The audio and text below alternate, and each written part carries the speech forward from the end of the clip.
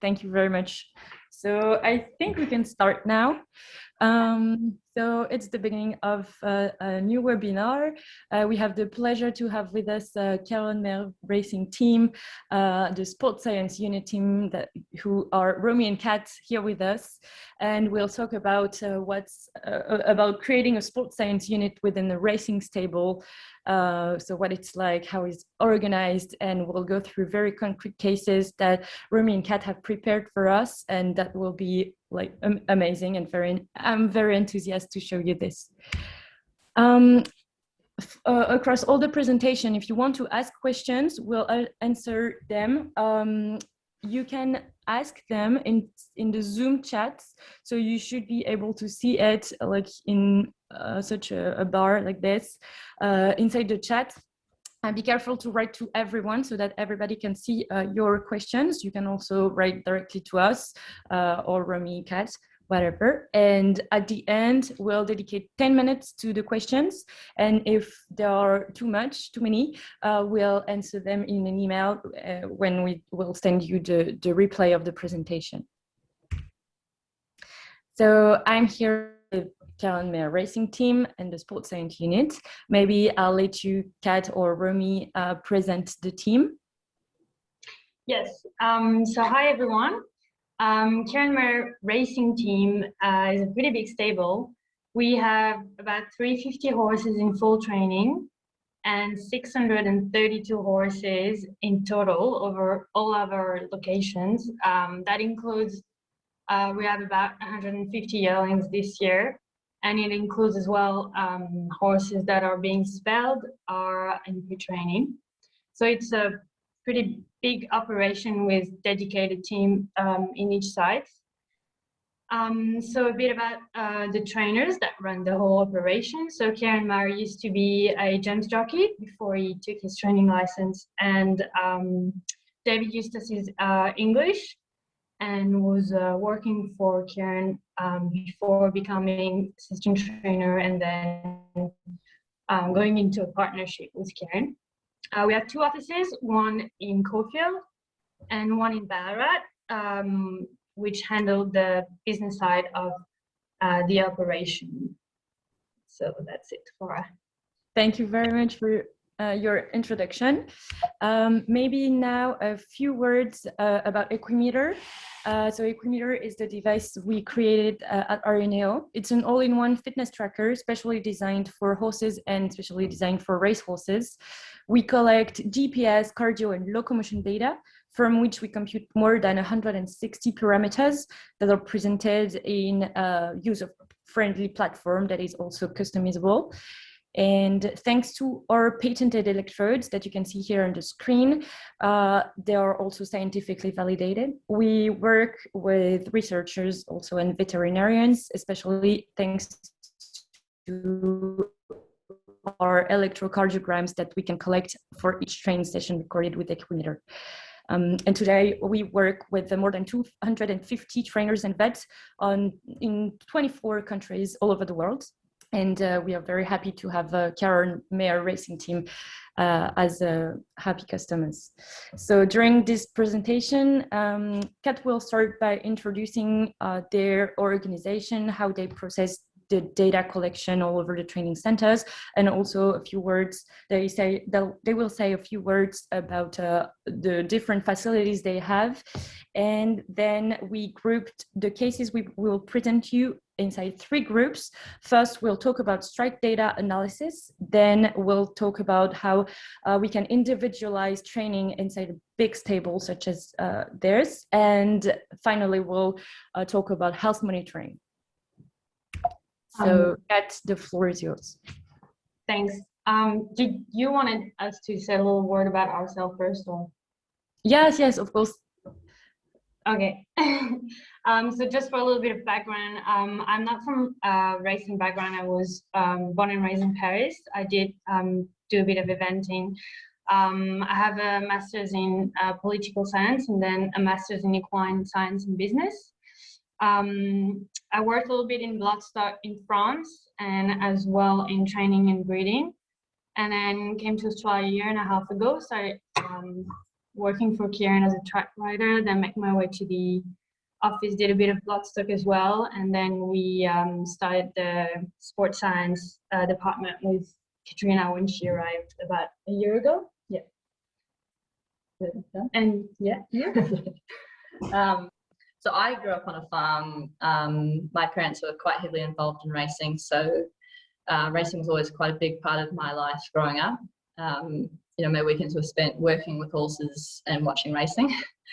And then as I grew up, I was always working with horses on studs. I did some track work, and eventually this led to me sort of completing a master's, like research master's. This was at the University of Melbourne, researching injury prevention in racehorses. Ciaron and David were really great through this. I did a lot of my research here at Caulfield with the horses at the stable, and this, I guess, this relationship sort of developed, and that's how I came to my role here.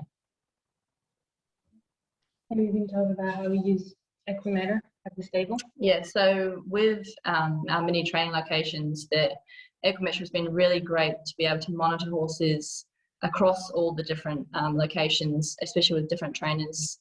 So they're able to really understand how the horses are managing their work and sort of help with decision making.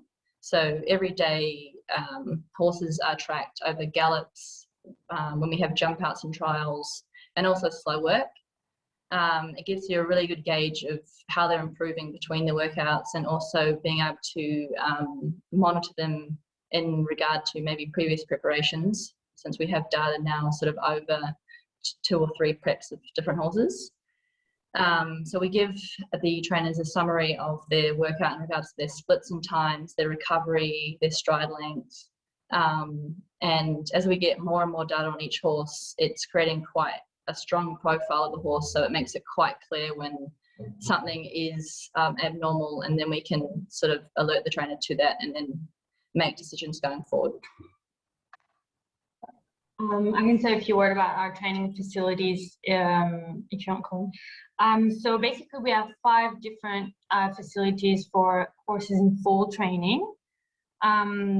The biggest one is our Ballarat training facility, which can have up to 200 horses at the moment. It's a quiet environment. Horses can go in yards. It's a very well-made training center. It has a hill track, sand tracks, grass track, a course proper, where there is races as well.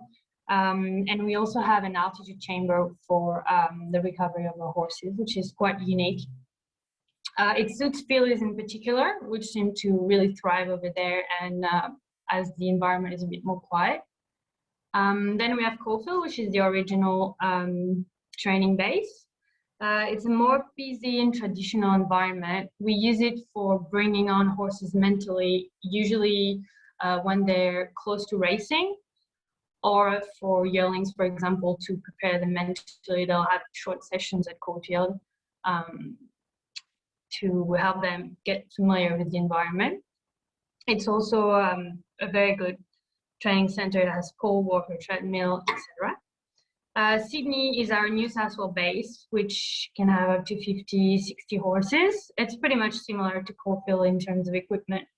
And it's proven very useful as racing season is, you know, sometimes in Victoria, sometimes in New South Wales. So it's a good antenna. We can send horses over there. Some are fully trained there all year long. Some just go there for the racing season over there. And then we have 2 other training facilities that are a bit different. We have a beach facility where horses are trained uniquely on the sand, on the beach. It helps reduce the impacts on their legs mostly. The deep sand makes the training a bit different, so they can build up that fitness without having to go really fast. It's proven efficient as well for nervous horses. They don't have to train really hard, but they still get that fitness. They also can live in yards, so that's as well helpful for nervous horses. And then we have a farm that we've had for less than a year. with rolling hills. So it's mostly working the horse in that aerobic zone, which has proven very efficient. We've had a lot of very good results with the use of that farm. They do a bit more distance because the ground is really good. And horses live in paddocks exclusively, and they live in company. So there'll be a few horses in the same paddock. It's also proven to be very efficient for nervous horses, as they really thrive over there and enjoy it. We have cattle on the farm as well, so it's it's different, but it's working really well. Fascinating. Thank you, Romy. So it's really like 5 stars facilities. So now we can dive into the cases. So first we'll start with strike data analysis. And I think the first case is about adapting the racing distance with the example of a filly. I'll let you present it. Yeah, so this was one of the first cases, like successful story that we had with the use of Equimeter. So it's a 4-year-old mare. At the time, she was 3 years old. So that was last year when we started using it. She had been successful over 1,000, 1,100 meters as a 2-year-old, and as an early 3-year-old as well, she won over that distance. But as she was progressing into a racing career, she wasn't performing as well as we would expect her to be. She was up to racing in the city at that distance, and she wasn't performing. So we had a closer look at her data, and as she had grown up to be quite a big filly, as a 3-year-old, her locomotion had changed a little bit, and she had quite a big stride, had some speed, and had a good enough strike frequency, but she wasn't a true sprinter. So it indicated more that she would be a short miler, like 1,300 or 1,400 meter. Then we talked to the trainers about it, and it appears they had thought about it as well. So that gave them confidence. What we found on the data gave them confidence to take that decision of putting her over 1,300 meter, which proved to be a very good decision, because the first race she raced over 1,300 meters, she won. And then after that, she won a few others, and then she never raced under 1,300 meter again. She's still racing and she's still in form. We have a lot of data on her, which is great. And that was one of the first successful story that we've had. Very interesting.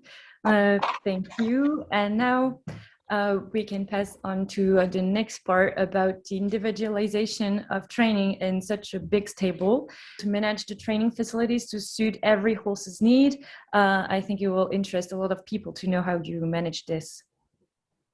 Yeah, so we're just gonna present it with a very concrete case. A 3-year-old filly was bred to be a stayer, but had kind of the locomotion of a sprinter, which makes it hard to be performant over long distance, if not at the best of their fitness. So looking into her data, she was put over longer distance, but she wasn't performing.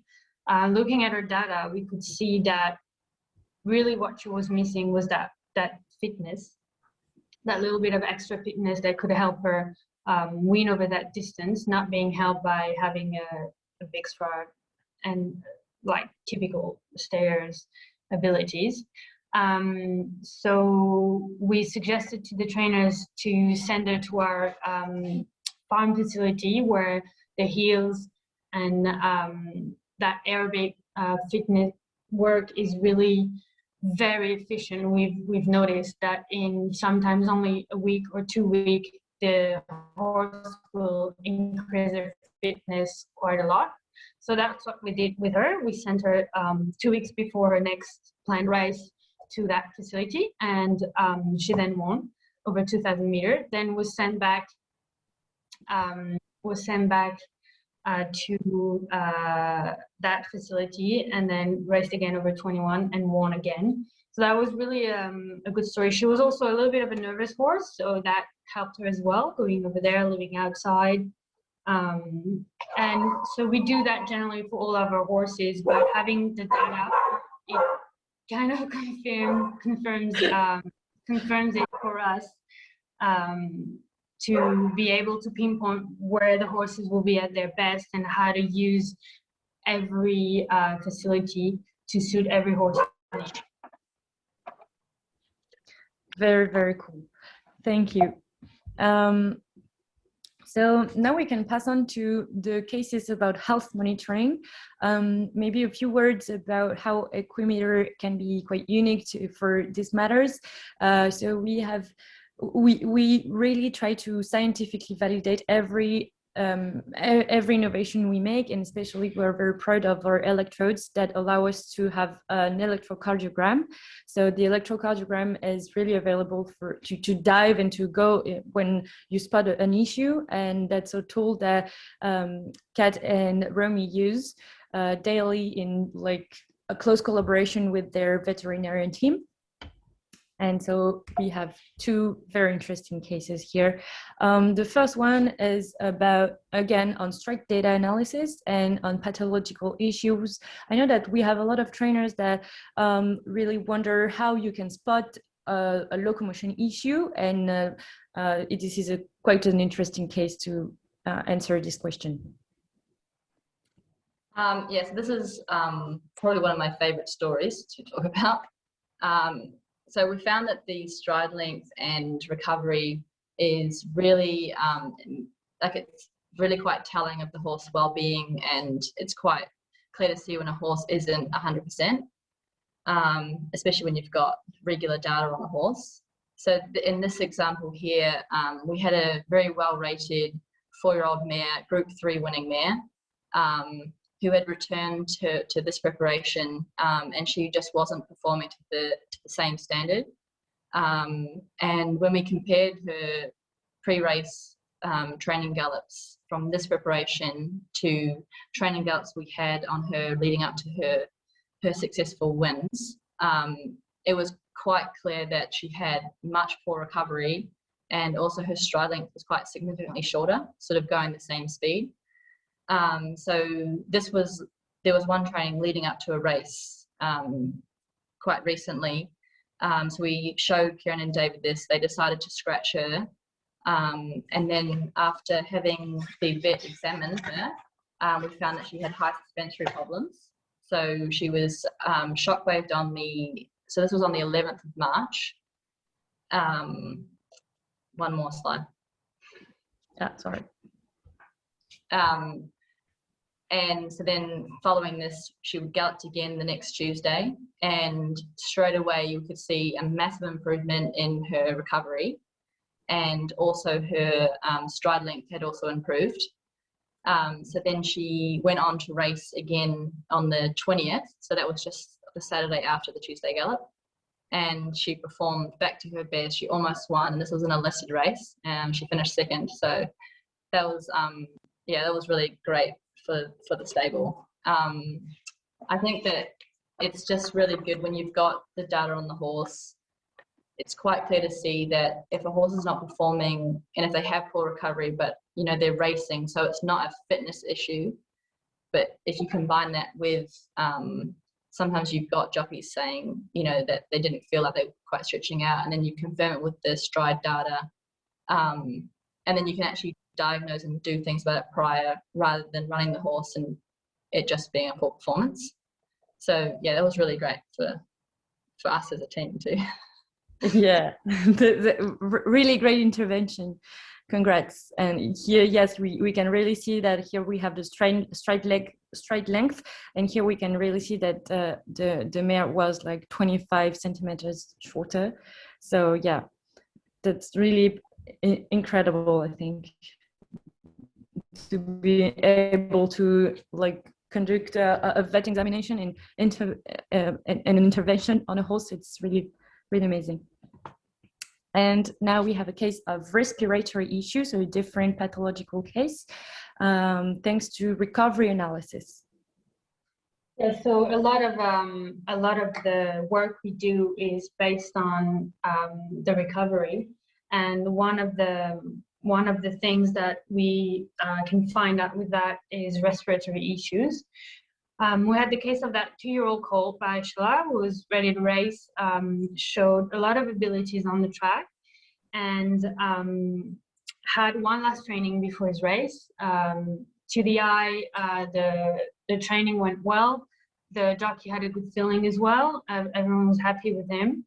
But on the data, it showed that it took him 5-minute walking for his heart rate to drop under 120 beats per minute, which was unusual. We had other trainings for him where he was much better, and for a horse ready to race that we know was not a nervous horse or any other issues. That was really weird. So we did alert the trainers. Decision was made to still race him as the rest of his work had been good enough, but he did not race well. He raced pretty poorly and finished six lengths off the winner. He was then scoped on site at the races. That's what they do really when the horse performed really as a really unexpected performance. And he was scoped with pharyngitis, pretty severe case. So this helped us understand and as well educate kind of the trainers of how to understand the data. And we had to end on a good note for that. We had another case of a filly very recently who showed the same signs, a 2-year-old filly as well. And recovery was pretty poor. She needed 12 minutes to go back under 120 beats per minute, which is a lot. And so after alerting the trainers, they scoped her and she had an inflamed trachea. So instead of keeping on the training, they sent her on the spell. So we were really happy to see that, we can help horse welfare as well, as when we detect an issue and then it's confirmed with a vet diagnosis, the best decision can be made for the horse. And it's like a combination of the data and as well, everyone was involved with the horse. So that was a good example as well. Yeah, I think it's really interesting when data can really be a focus for all the horses team, and that can be a tool used to improve the horses' welfare. It's really good. Thank you very much. And I think we are at the last case about an ECG analysis case and cardiac pathology. Last but not least. So the ability to record live ECG readings during training is quite unique to the Equimeter. And so for those who don't know, an ECG records the electrical signal from the heart, and so it's used to be able to check for heart conditions such as atrial fibrillation, which is the most common performance limiting heart condition that is seen in racehorses. And I think they're not the most straightforward to detect because they don't always occur. So with regular monitoring, we've been able to detect and diagnose a few cases. So we've got one example here. So it's a 5-year-old gelding who was sent to us from another trainer, and he'd already been suspected of having atrial fibrillation. So we monitored him with the Equimeter device during his training gallops and his jump outs. And you can see in both the screenshots included here, he was quite a bad case. So his heart rate's been recorded well over the chart, 250 beats per minute. So we're here at Caulfield, we can just download the ECG reading straight after a training if we suspect any sort of heart abnormalities, and it's extremely useful. We're able to sort of rule out heart problems, with poor performance, and then also diagnosing future horses. Also, if we've got horses that maybe have a history of heart issues, it's really good just to be able to monitor them in daily training and early detection. And so it's another great thing for horse welfare.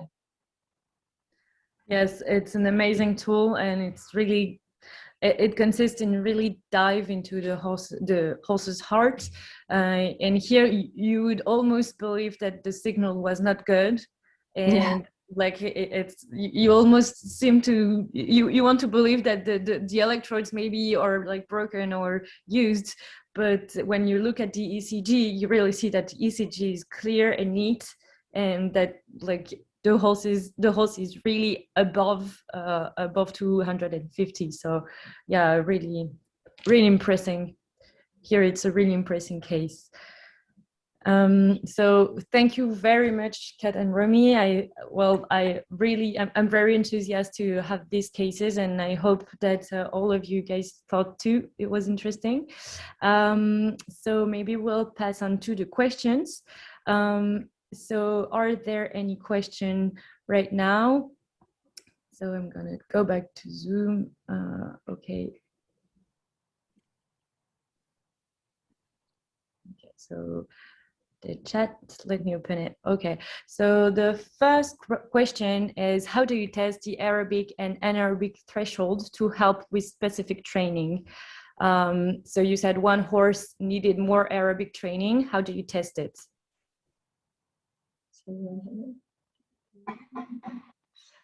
So with the Equimeter, we have the heart rate curve, and we have so we determine where the horse is working in his heart rate zone by knowing his max heart rate. So once you know that, you can tell if the horse is working in the right heart rate zone. The Equimeter actually calculates it. Once you have the max heart rate, it actually calculates the heart rate zones and can tell you when the horse is working on the right zone, which is very helpful for us. So usually what we do is we put it on horses slow work, and then we can see if they're working on that right zone. Like the most efficient is to work on that aerobic zone as much as we can, for slow work as much as we can, and then fast work will be anaerobic zone. I hope that answers the question. Then we have another one about Equimeter product specification. Does your product record temperatures? We tell for every training session the temperature in the air, like the weather, but not the temperature of the horse directly. So yes, to be able to have to display a medical temperature, we would have been forced to have a sensor inside the horse, like inside the body of the horse. So we just chose to display, we chose that it was too invasive, and we chose to display only the weather, the temperature in the air, to be able to objectivize the workout conditions. Then we have another question. Sorry? I was going to add something that the tracker, which we've found is really useful, is it has a microchip scanner. And so in a large stable like ours, you know, they can just scan the microchip and then put the tracker on the horse, and then it's assigned to that horse, because with the number of horses we have in different locations, it would get quite difficult if we didn't know which horse it was. So I think that's a really good thing that Equimeter had. Yeah, we chose to we tried to really think about something that would ease the daily use. So it really installs in 30 seconds, and it's doable by any rider, actually. And so this chip scan is also a way to do this. We have another question about the locomotion analysis. Have there been any cases where a horse was actually better suited to a distance different that suggested by strike frequency? If so, why do you think that was? Kat and Romy, do you have a case in mind? What you talked about? Yeah, so definitely. Like some horses move a certain way, like that one I talked about. She was bred to be a stayer, but she obviously had the locomotion of more of a sprinter, but did kind of liked the speed. So I'll say that usually when they're real true stayers, they'll have a big stride and a very slow stride frequency, and that makes it pretty impossible for them to be on short distance, because they just can't have that turn of foot that they need for shorter races. And then with horses that have a shorter stride, and they can be a bit more adaptable depending if they're really fit and if they have that stamina.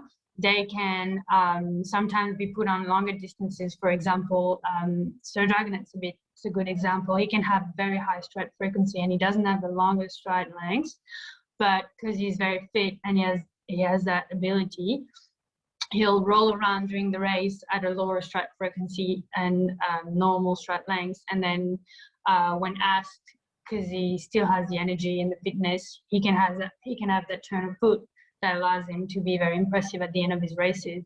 So I'd say that most of the time the locomotion suits the distance, but sometimes you can kind of work around it. And if your horse isn't fast enough to be a sprinter, you can always work on their fitness and then put them over a longer distance. It's all in a frame, obviously. Like if your horse has a very short stride, they get tired more faster, because they breathe every time they take strides, so it puts more. It's a bigger effort for them. And I also think, so when you look at the stride frequency and stride length sort of graphs, as the horse is accelerating, you can also see whether a horse straight away lengthens stride to increase their speed, or where they actually increase their stride frequency. So a horse that will lengthen a stride is going to be a much more efficient, so they're more likely to be able to maintain over a longer sort of distance as well. So that also can help you sort of decide what distance over. Yeah, I think that's really the magic of working with horses. It's like you would dream about having a theory where you can like rely on, but of course horses are horses, and there is always one that will tell you, okay, I can race any distance. And that is something that we saw across Group 1 winners, actually, where their stride, like their locomotive profile, would say that, okay, they are a stayer, a sprinter, but actually they are so talented that they can race any type of distance. So I think that the example of Sir Dragonet is really relevant, because it's something we see across Group 1 winners. Like, for example, Winx, she had a stride frequency of more than 2.8, which is like enormous. So she would be a super sprinter, but she was also so fit and so talented that she was able to race any distance. So yeah, there are always the super talented horses that are able to like confront the data. Other questions about the British Horse Racing Authority has told me I cannot use the equipment when the pony horse is racing. Have you had any experience in challenging this? Do you know any countries where it is allowed in racing to wear the equipment? I can answer for France. I know that what is prohibited is to have help to the jockey. So Equimeter is not prohibited in racing, as it does not tell you in live to the jockey, doesn't help the jockey. In other countries, I would not be comfortable answering. I don't know if you guys know about Australia. No, we can put them on jump outs and trials, but not on race days. Okay. There was just two questions before that about do every horse have the tracker on, and how do we monitor all horses on the worst horses? That's a good question, actually. So we don't have enough trackers to have on every horse every day, but we put quite a high priority on horses that are galloping, and on our jump out horses. If we go to a jump out, every horse will wear them at the jump outs. Or if we go to another track to gallop, we try and have them all on every horse. And in between, we also do monitor some horses on slow work. But we don't just put on our best horses. It's sort of, we write on the list. So we have a training list, and we sort of change the tracker on different horses, sort of just getting regular data on each horse as they progress through their preparation. And then with some horses that we sort of think that he wasn't quite right, or his recovery should have been better, or maybe his stride length was shorter, then would be more regular with their monitoring of those horses. Yeah, and we also do try to keep an eye on the horses that are meant to be racing soon, just to check if everything's all right. And actually, the good horses and the ones that never have any issue, usually we just put it a bit less on them, like the good ones, and we'll try to put it on more horses that have problems or horses that are not performing to try to better them. So I would say that we probably actually put it more on the horses that are not our best horses, because once they're fit and good and they're racing, unless there's like an issue reported by the trainer or the rider or the vet, they're fine. Yes, the data can have to always be, I think, have to be used to answer a question. So it's really when you wonder something about a horse, then you put the tracker and it can help you adjust your decision-making process, I guess. Then we have another question about my interest is in early selection of horses. Can we use trade and cardio data on foals and yearlings to predict performance at later age? I don't think you use it on yearlings. We've put it on yearlings last year a little bit, just out of curiosity and interest. Yeah. There's a bit of a technical difficulty because obviously they're babies, so they're a bit all over the place, and we ride them long, and so the feet is kind of bothered by the tracker and all. But we do put them on early 2 years old, and I think that it would be something you'd have to follow, over a long period of time, and you'd need a lot of horses. There'd be so many variables. I don't know how accurate it would be to, sort of predict performance later. But maybe if you had a horse that was quite outstanding as a yearling, but yeah. We have done on our 2 years old, like putting it on early. We found that some of them kind of, as they grow, their locomotion change. We were just talking about it earlier. Yeah. So we've seen that.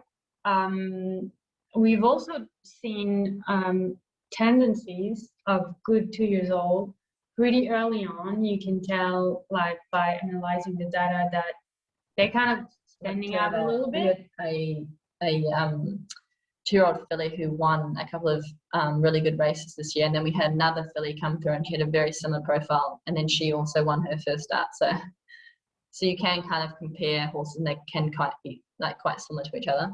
But yeah, I guess it would need a lot more than just 1 year of data to know if we could predict performance.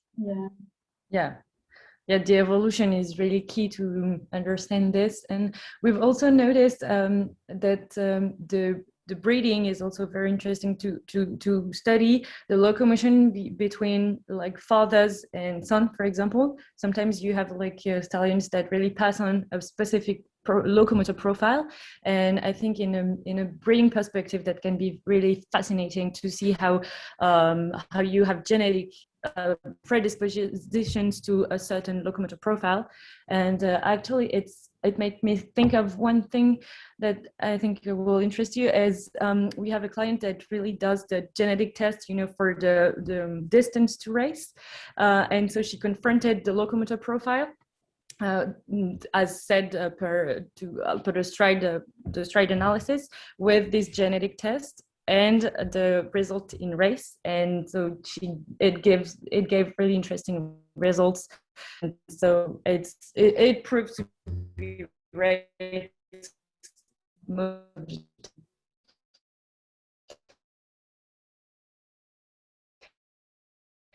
really interesting. So you have to know that we work very closely with our customers daily. We have a very good team for this. We call the data success team, that analyze the data with our customers, that have each a dedicated analyst that works with us, that works with them. And so all these locomotor profile analysis things that we talked about, we really discovered it working hand in hand with trainers. Underbred, we are working on it, confronting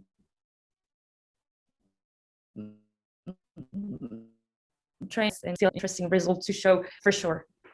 Another question, are you planning to machine learning algorithm? We already do.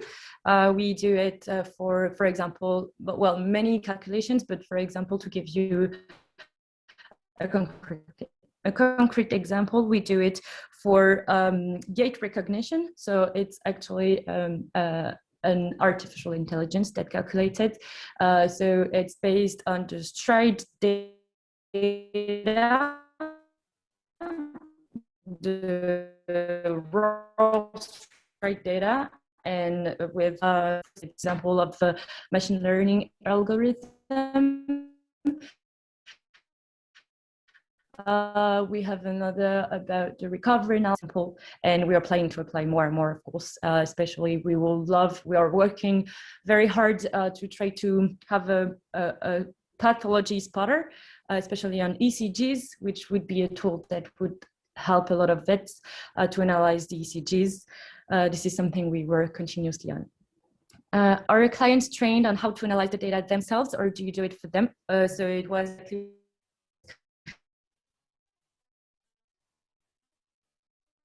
one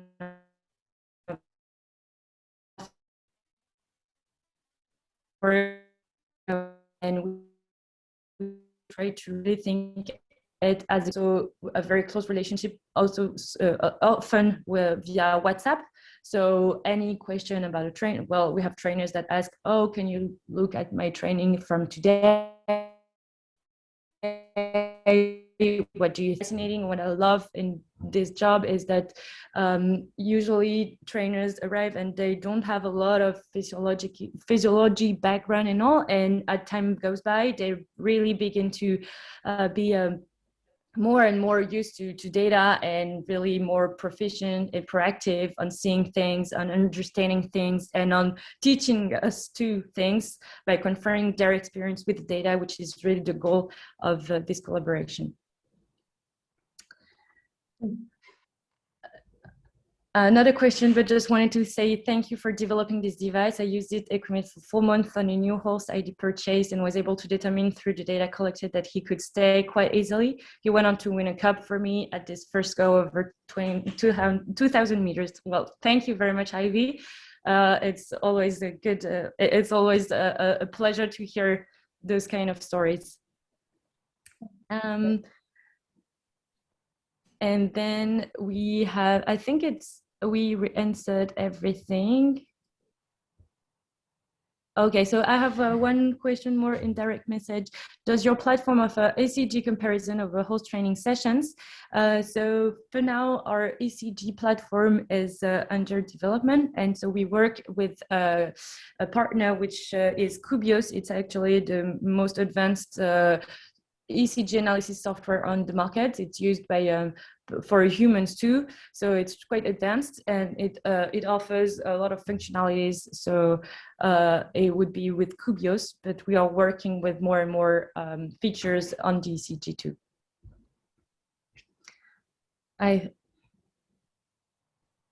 Can I ask a question by taking rehelp to develop tests for horse? I think that was.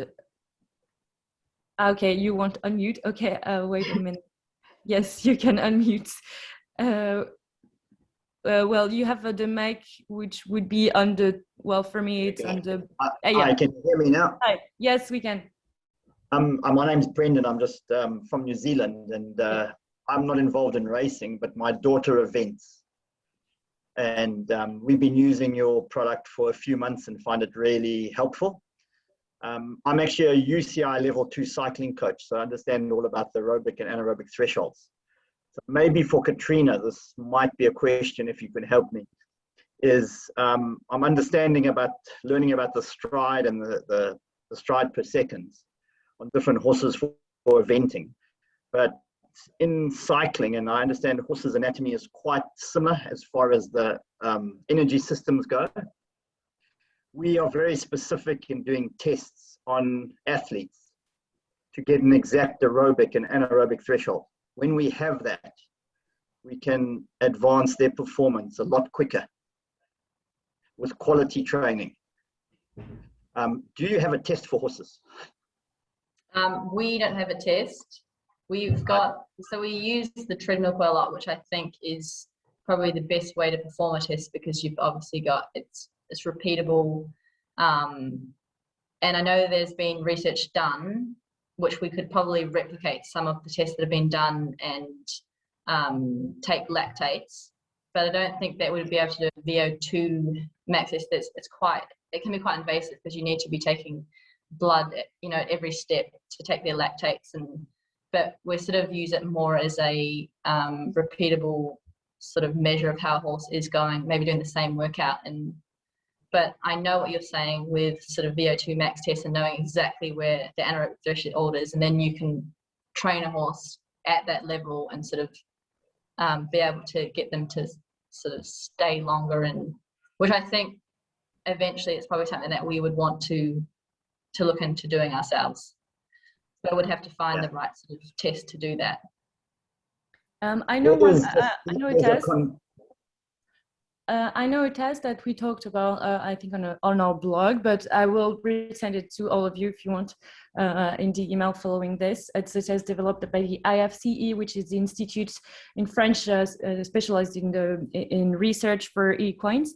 And they conduct a standardized test on eventing horse, but not on race horses, I think. But we also work with vet partners, Emmanuel Venner, who is very advanced in heart rate analysis and also performance analysis. She did all of these tests, and she also passed us a protocol. So I will follow up with this in the following email. Okay. Thank you very much. Yeah. Thank you. And well, we don't have a lot of time left, but I'll try to answer the last questions. I'm specialized in the mental health of horses, the nerve system. Do you have data from the same horse with different jockeys to see what the influence of the jockey is on the horse? Did you test that? So in Equimeter, we have the possibility to tell which jockey was riding which horse at what moment. So it would be possible to conduct an analysis. I don't have heard of any client that conducted such an analysis. Maybe you guys have an example. I know we do try to put the jockey as much as we can, and we have thought about looking into the influence of jockeys, not just jockeys, but as well male and female weights and all that. But we do have a lot of stuff to do, and we haven't had time to get into it, but it would be an actual really interesting side of it. We do have a lot of different they're doing over there. When they're going to include that? Yeah, the study we're participating in, they are kind of looking into it, but I'd say for us anyway in this stable, it would be a bit challenging because we have so many different riders and so many movement of horses that some horses do get the same riders often, but for the most of them, they do change a lot. Location change a lot of jockeys depending on who's available on gallop days. Track riders usually don't gallop their horses, jockeys will. So it would be very challenging, but it definitely would be possible. It would take a bit of time, and I guess as soon as we have time to do it, we would look into it. Yeah, you have a lot of ideas, like more. How many monitors does CMR use at each location? I don't know how you split the sensors across location. We have 15 in total, approximately, depending on when we have